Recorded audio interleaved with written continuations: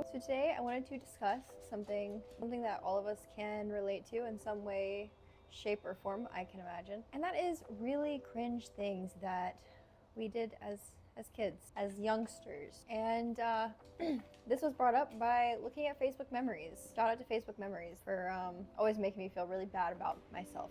So the first story I want to talk about is the garage incident. I was probably like 8 years old. I had an obsession with eating copious amounts of cheese. We would get the bags of the little cubes and I would eat lots of them. And if you know anything about eating a lot of cheese, especially as a little kid, you're gonna get a little bit of movement ceasing, a little bit of ceasing of the movement. That was happening, and I remember running back and forth because I was like, it's time, it's happening. And I would run to the bathroom, and then nothing would happen, and it was just like excruciating pain. I was running around, playing, and I'm in the garage, and I get the feeling, and I'm like, no. This is it. Like, this is the final stand. Like, we are facing this head on. My little 8-year-old self decided to squat right on down in the garage and just exercise my demons. What's funnier is that, like, my way of dealing with it, because I was a kid, was like, oh, like, I'm just not going to. Like, I'm just gonna leave it. So, go inside. At some point later on that day, somebody walks out and is like, who took a shit in the garage? Yeah. And me thinking that I'm like super slick, I'm just like, oh, it must have been our dog. It was definitely our dog. Our dog at the time was like a little Jack Russell Terrier. So my dad looks me dead in my eyes and is like, did you shit in our garage? I don't really remember much else besides that, but like, why did I do that? I was just like, why did I do that? Moving forward, it would have been right before middle school. It would have been like 5th grade. I decided that something that was a good idea for me to do was to try to become cool and popular. And the regular ways weren't working for me because I was like really socially awkward. I wasn't like born with social skills and I wasn't picking up on them very well from others. So I just had to find out the hard way, unfortunately. But within 5th grade, all of these things occurred.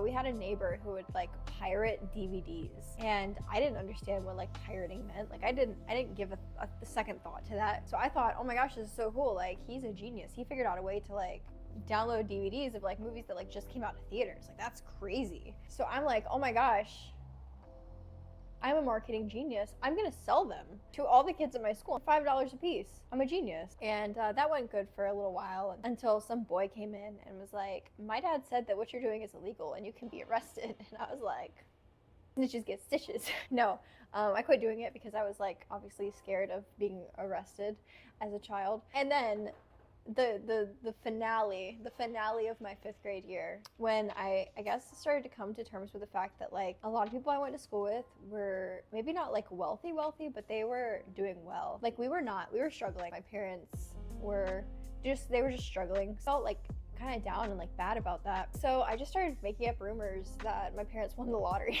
And the rumor wasn't that they won 1 time, and it wasn't that they won 2 times. It was that they won 3 times. We were just like the luckiest family of all time, apparently. But kids were like obviously skeptical. Like they didn't like really believe me, but they also didn't 100% not believe me. So they kind of were like, oh, like tell me more. And I would sit and I would draw diagrams of like what my mansion looked like. There would be like the most ridiculous things. Like there would be like a room of just pillows where everybody just like did pillow fighting or something. I don't know. But I would just sit in class and like daydream about like what other rooms should my house have. Like there was like a musical room that just had all these instruments and it was just insanity. Like what was that? By the time Christmas came around, I was like, how can I really solidify their friendship and their trust in me? I'm gonna ask everybody in my class what they want, and I'm gonna get all of them one thing that they want for Christmas, one thing they want more than anything, and that will prove to all of them that we made it. Like we're good. So everybody starts giving me these lists of like things that they want, and one kid I remember wanted like an Aerosmith guitar, like signed, and I was like, oh my god, how am I gonna do this? Then I didn't do it, obviously, and everyone's just like, what the hell? And I was just, I don't really know how I played that one off, but I remember having a birthday party and all these kids like inviting them to my house for a slumber party, and we were picked up from the school by a limo. That was part of what I asked for my birthday. And after the limo, we came back to my house and everybody was like, so Trista, this isn't a mansion. And I was like, this is our servant's house. We didn't want all of you over at our mansion, so we came to the servant's house. What? Anyway, so that was that. Fifth grade was a rough time for me. And then as I got into sixth grade, I guess I hit the point of my life where I was starting to like, I guess, test the bounds of like my morality. And I know that sounds really dramatic, but basically by that I mean I started being a jerk and seeing if I liked it, basically. I have this memory of a girl I was friends with coming into my room, and she was looking through my things, and she found like a pack of like a book of stickers that I hadn't touched, I hadn't used. So I see her from the corner of my eye, like from my peripheral, I see her looking at this sticker book, and she starts taking them off and just putting them on herself. And for some reason in my brain, I was like, how dare she? She will pay. So I'm like, yeah, I'm so excited for next week. And she's like, what's next week? I'm like, oh, it's one of my friends from school. It's their birthday. They're going to a birthday party. And I'm so excited to give them their present. And she's like, what are you giving them? And I was like, oh, it's like a book of stickers.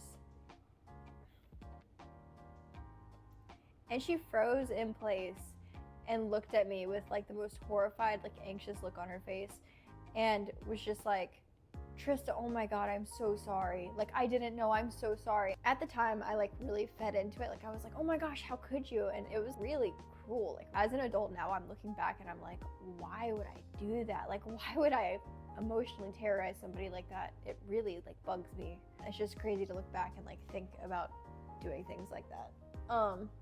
Anyway, so super cringe. It's cringe to bully people, especially people that you like hanging out with. Don't cause emotional distress in people for fun. So then we move forward into like 7th, 8th grade, something like that. And I was hanging out with my friend and a couple boys, I believe. They were older, like they were like maybe like 9th grade or 10th grade or something. And they were like, yeah, so Trista, like, have you ever like, you know, like, yeah. And I was just like, maybe.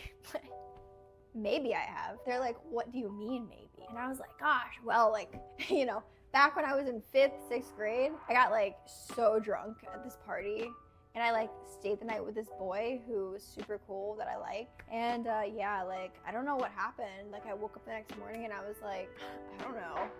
Why would I say that? Why would I say that? Anyway, they were just kind of like, this girl's crazy. Like, don't listen to her. It was embarrassing, I'm sure, for me and my friend. I apologize.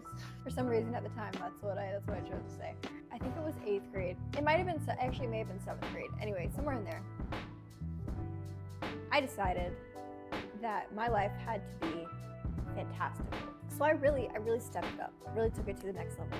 At the time, I was an avid writer. I would spend like hours and hours a day after school writing. I didn't have a phone at this point, so it had to be 7th grade. Just spending all of my free time writing and just like having a blast doing it. I was writing a story called Jake, and the story Jake was about a girl and a guy who were like dating, and then they got into like an argument, and he like drives away angry, and he gets in a crash and he dies. Well, then he like comes back and is like haunting her, but he's like a real flesh and blood person he has to like take the lives of like some amount of people who he loves in order to earn his way back to being a full-fledged like human again.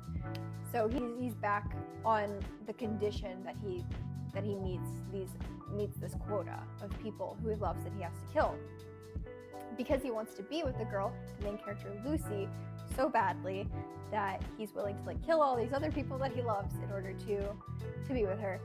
Anyway, so that's Jake. Well, around the time that I'm writing this story, I'm just like fantasizing about like, what if I had a Jake? Like, what if I had a Jake? So I make this fake profile on Facebook, Jake something. I don't remember. It was Jake, and it was like those cliche photos you could pull off of the internet that were like very MySpace, like emo boys with like a black tie, like a tux sort of thing, and then like black hair swooped over his eye, like black and white photo, like super edgy. And I had him message me and basically be like, I'm back. And I was like telling everybody, I was like, oh my gosh, guys, Jake messaged me. And they're all like, who's Jake? And I was like, Jake is my dead ex-boyfriend. Yeah, he died. And everyone was so invested. Not everyone.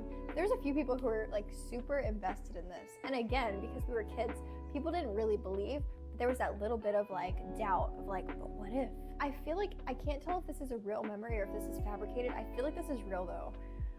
I know for a fact that we all went on a skating field trip, and as Jake, I messaged myself and was like, hey, I'm gonna meet you there at the skating rink. I'm gonna be there. And everybody was like, oh my gosh, everybody's freaking out. Again, not everybody, but I'm gonna keep using that phrasing. We go to the skating rink and somebody gets hurt. This is the part that I'm not sure is true, but I feel like it is. I feel like this happened. Somebody got injured, and I used that as an opportunity as Jake to message and be like, I'm the reason that she was injured. Like, I tripped her. Again, I don't 100% remember if that's accurate, but that feels like it happened. I feel like I remember this happening.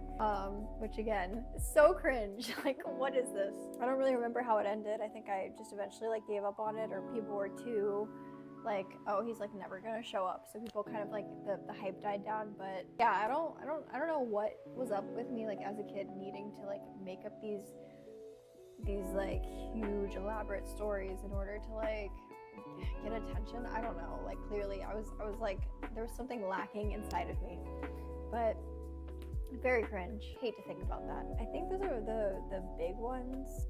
I feel a lot lighter now that I've gotten some of that off my chest. It was a rough time getting to where I am now. Still very unbelievably cringe, but those are just some of the real bad ones. Really bad. Anyway, thank you guys so much for watching. I hope to see you back next week. And leave a comment. Tell me something that you have done that's really embarrassing. Don't let me be alone in this. See you next week. Bye.